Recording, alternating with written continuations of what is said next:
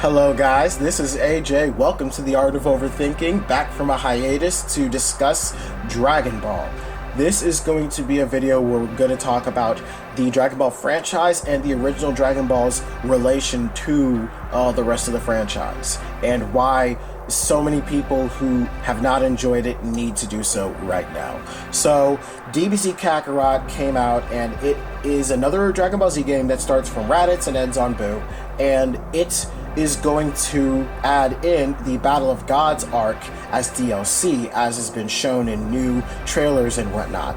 So that's coming, and it seems that, that's kind of cool how they're adding in Super, but I just kind of find it strange how this is an open world sort of like adventure title based in the Dragon Ball universe, but it's missing the part of the story that involves the most adventuring. Now, the game does have callbacks to Dragon Ball, but that is honestly not enough. And anybody who's a fan of the original series knows that that's not enough. Like, come on.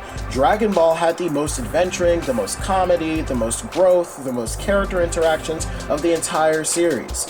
I'm just saying, listen, Dragon Ball Z Budokai Tenkaichi 3 will always be my favorite Dragon Ball game because it is the one that gave love to Dragon Ball, and it gave love to the entire franchise, and it didn't have pretensions on what it wanted to be. It knew what you came for, and it gave you a gigantic cast of characters, and even gave you a Dragon Ball portion of the story. Now, was it the entire story of Dragon Ball? No, obviously not, but it gave you, some key fights and whatnot. I would have wanted more, but hey, it tried, it did what it was supposed to, and it did way more than the rest of the franchise does, because usually they just add in Kid Goku and just, maybe the Budokai 3 had the Demon King Piccolo costume for Piccolo, and Dragon Ball FighterZ has something similar for Piccolo in color palettes, but honestly, that's not enough, When you know the story of Dragon Ball, that is just not enough, man.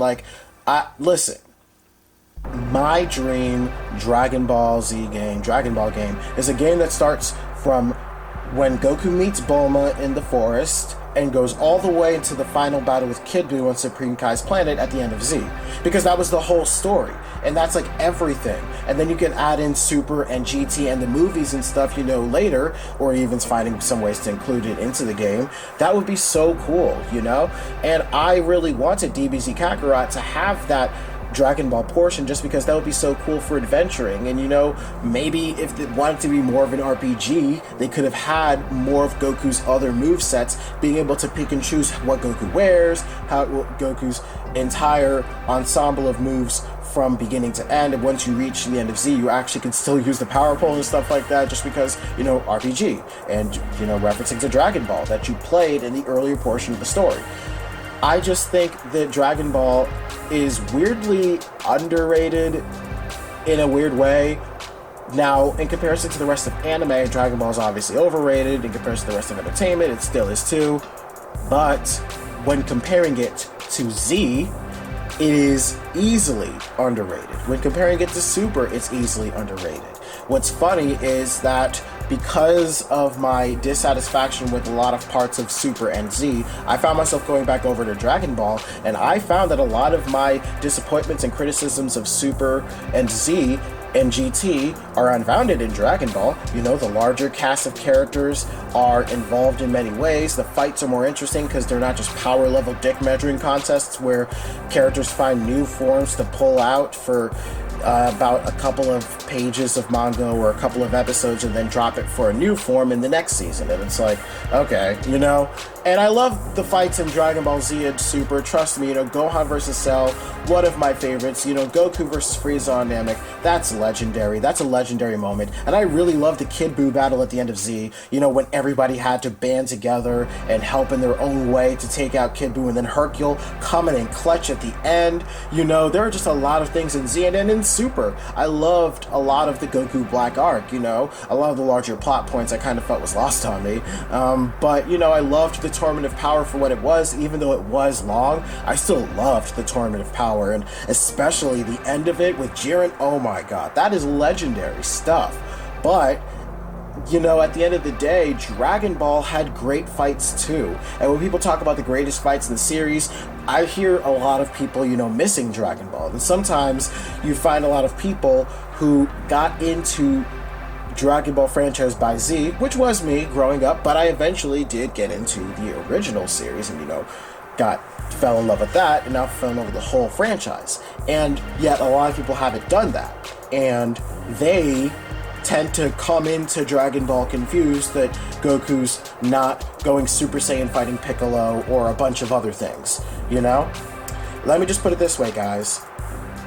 Goku's story does not begin with Raditz. Raditz changes Goku's story. He introduces a lot of the larger plot points, which becomes important for the rest of the franchise. But that is not the beginning of Goku's story.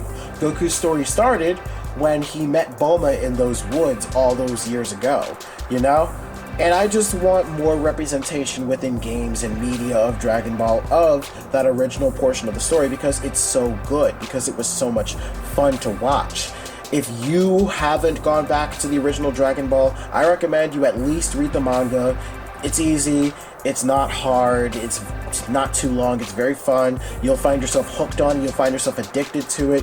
You will find yourself, just going to the next page and relaxing to it and, feeling lighthearted, because the original Dragon Ball is a comedy adventure with martial arts that becomes more martial arts focused as it moves into later portions of the story. And that is just really awesome, trust me. You've got martial arts, comedy, adventure, an awesome mixture of a crazy cast of characters, and because it was a comedy, it was far more unpredictable. You couldn't really predict what was going to happen next, because Toriyama really was making it up as he goes along, and this was showing in Dragon Ball because he was clearly having fun with it.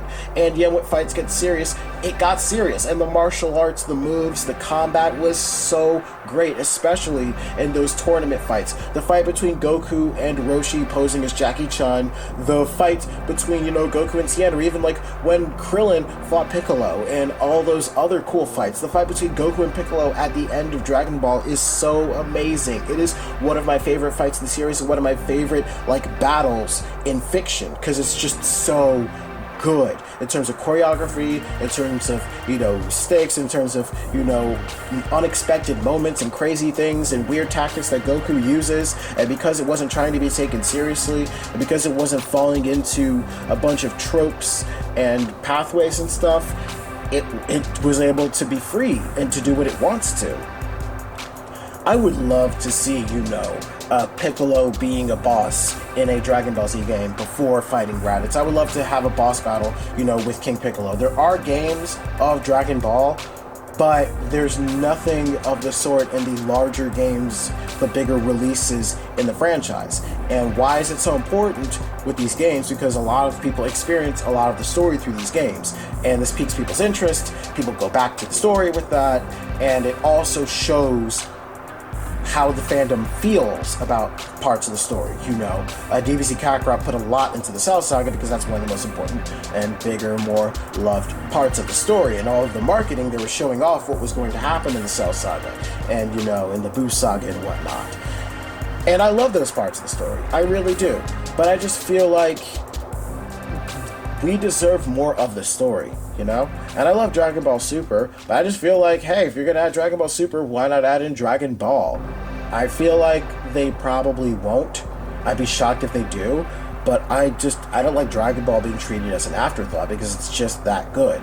So again, if you haven't gotten into, the original part of the story, I implore you to do it. You will love it. It is fun, it is enjoyable, it's wacky, it's goofy, it's great. It is, in many ways, the best part of the story because the larger cast is used in many ways, because the adventure aspect means you're seeing so many cool places, and the characters are a lot more enjoyable in this. The fights are a lot more enjoyable. Of course, Z and Super have their own things on Dragon Ball, a lot of the cooler villains and a lot of the bigger, more grandiose moments. And I love the Super Saiyan type stuff and the battles and stuff like that. Trust me, I am all over that Super Saiyan 2 Gohan Cell thing.